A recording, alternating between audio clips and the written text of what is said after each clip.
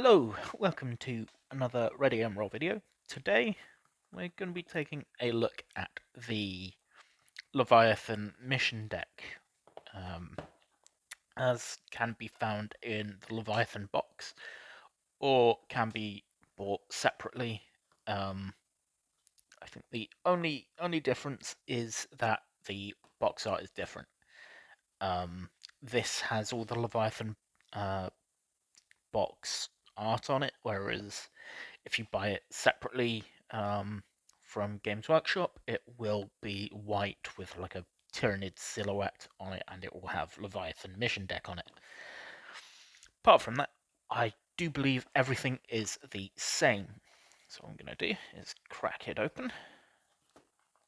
We're going to just sort of take a look at what's inside, really. So one thing you do get that isn't in this at the moment is the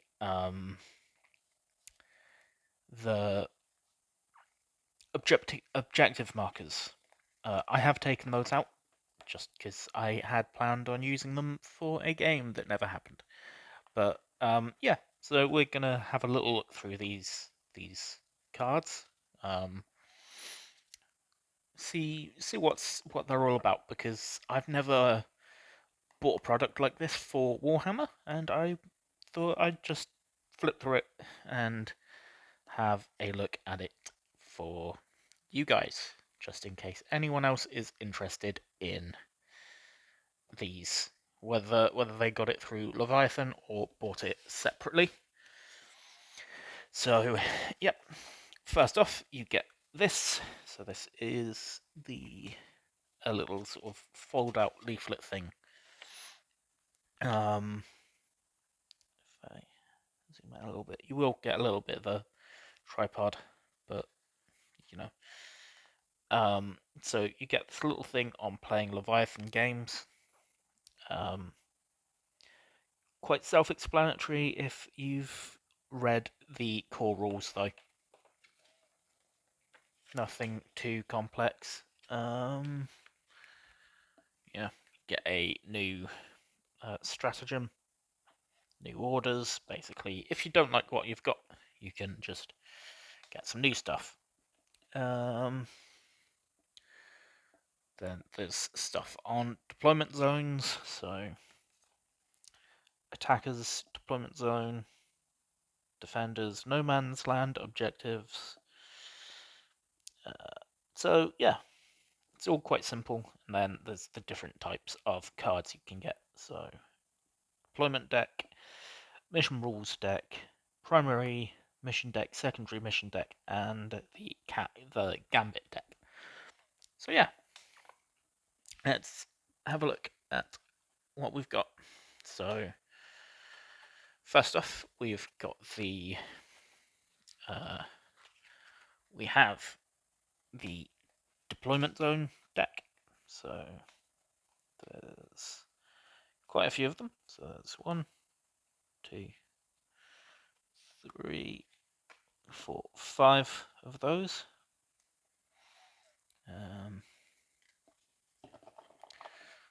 Put these to the side for a bit. So standard hammer and anvil deployment. So if you've ever played a game of really any tabletop war game, you'll be fairly familiar with this. Playing the game lengthways with one objective in each deployment zone and couple in no man's land. There's search and destroy, so you've got these sort of corner deployment zones. Crucible of battle, so dawn of war, sweeping engagement, and back to hammer and anvil. So all of this is fairly self-explanatory. Just read the rules. You should be fine. And if we say on the back, you have the corresponding logos.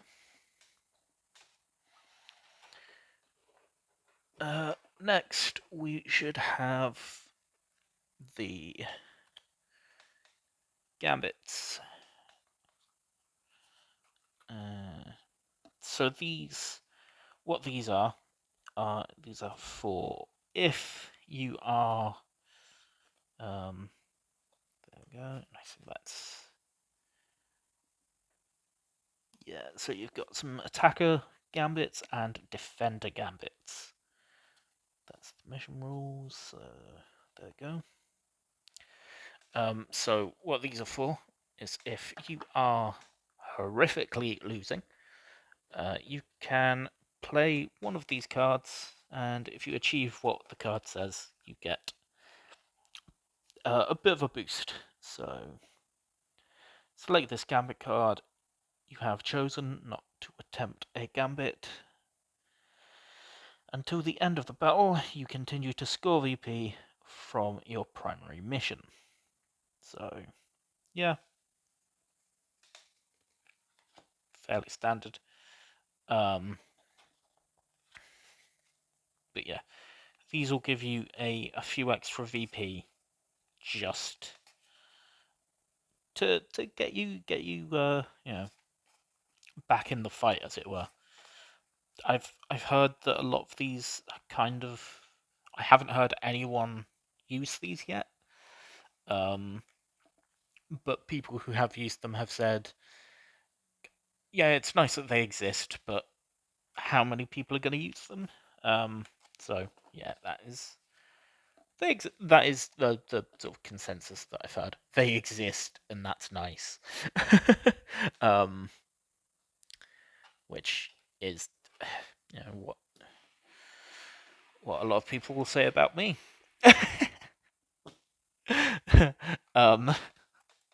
We move on to the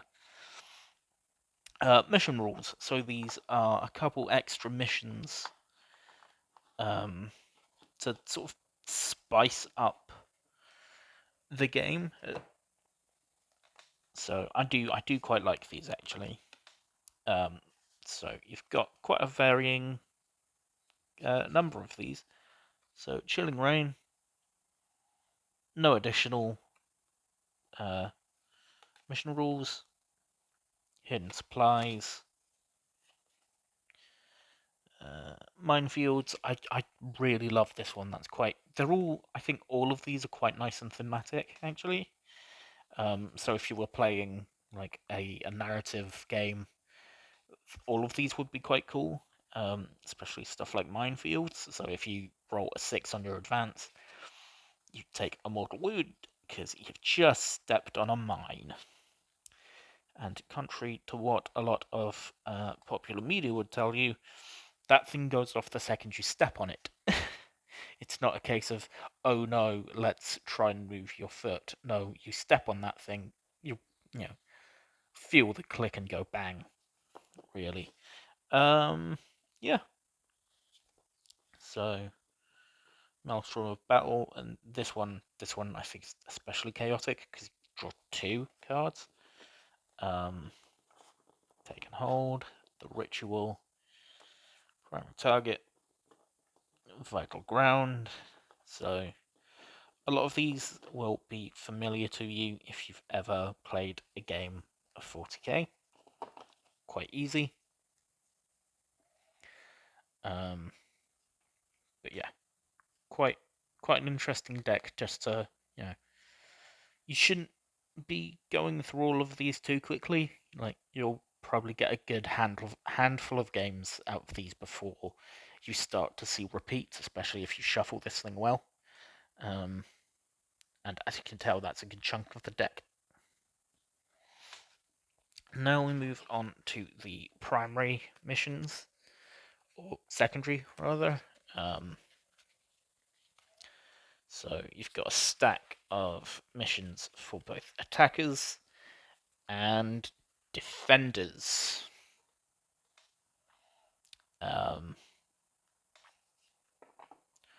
So if you've ever used a mission deck for anything else before, so I've never used a Warhammer mission deck, but I have used a Infinity mission deck. So, of course, that's probably coming up on the mic, isn't it? Anyway, you get your quite a few, like I say, for these.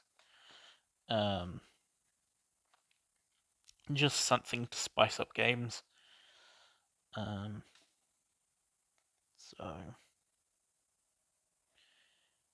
end of your turn, if you control 2 or more objective markers in no man's land, this secondary mission is achieved and you score 5 VP. At the end of your turn, you only control 1 objective marker in no man's land, the secondary mission is still achieved, but in this instance you score 2 VP instead of 5. So all of the cards are quite well explained, so there should be no misinterpreting it. I'm sure some tournament dickheads are going to try and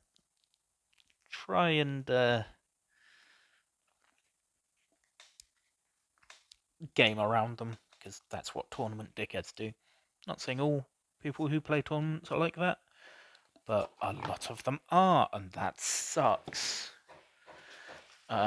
Just like the hammering that's going on, but you know, you can't help that sometimes.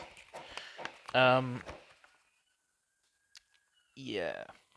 There's also, you might have noticed in the corners of a couple of these cards, this symbol at the corner here. I think that just means that it's a ongoing mission. So instead of having missions that you'll draw, I think, 2 cards each turn, and as you complete them, you'll score VP for them. These, I think, will be stuff like this one will be going on throughout the entire game. So yeah, that's the mission deck for you. It's nice cards, nice quality, as always from Games Workshop. You're never really too hard done by the quality of the cards on these. Here we are. I was just looking for the thing. Here it is. So if you see this symbol on a mission card, fixed mission cards are secondary mission cards marked with this symbol. If you select 2 fixed mission cards, these secondary mission cards are active in every battle round during the battle, and can be achieved and scored in every battle round. The remainder of the secondary mission deck will not be used in the coming battle and can be placed to one side. So yeah. And obviously, I've looked at the attackers stuff, but the defenders have them too. So there you go. That's not much to look at really, but I thought I'd get a video out because I've not put out a video since Leviathan. And yeah, that's it really. So if you enjoyed this video, as ever, a comment would be very much appreciated. A like would be great, and even better would be a subscribe. June was one of our best months as a channel in terms of subscriber growth. We gained, I think it was 7 or 8 subscribers in the end, which, given that we're only at 62 subscribers, that's a good percentage, a good chunk of the total of our subscriber base just came in last month. So if you were one of those people, thank you so much. That was a real hit of confidence for me, especially because there are definitely times where I look at the growth of this channel and I think, yeah, it's a hobby, but I could just not do this. It would just be a whole chunk of my hobby that, where I just do something else. Because it's hard, I'm not a talker most of the time. I don't have confidence in terms of presenting myself, so oftentimes when I see a video isn't doing well, even though I know we're a small channel, we won't get many views anyway. That's fine. There's still that little bit of me that's like, I could just not be doing this and save myself that weird little bit of anxiety, I guess. Um, so for the channel to be getting, that many subscribers, and especially for the Leviathan video to get that many views, I know it's Warhammer, and it's gonna get more views than average anyway because it's Warhammer, and that's what people tend to see. That was cool, um, but all the same, thank you. And in terms of Warhammer content, we're going to be doing more. It's here to stay. Um, but I will say for those who have joined over the last month, um, this isn't solely a Warhammer channel. It is tabletop games. This is what we do. I especially want this channel to be about going, hey, you like this thing? How about this other thing that's not quite got the attention it deserves? So expect to see a lot of indie games on this channel, a lot of weird shit. Like at some point, I want to do a video on more Osprey stuff. Really, I want to do a video on um, other indie publishers who make war games that I think people should be playing. I have a video planned on Spectre Operations, on um, a few 3D printing companies as well that I've seen over the last year. So yeah, if that's something that interests you and you haven't already, click the subscribe button, and YouTube should, emphasis on should, let you know when videos go up. And if you really, really want to know when videos want to go up, there's a bell thing, I think, somewhere on this end of the screen. But I who does that? But yeah, thank you for watching, and sorry about the banging.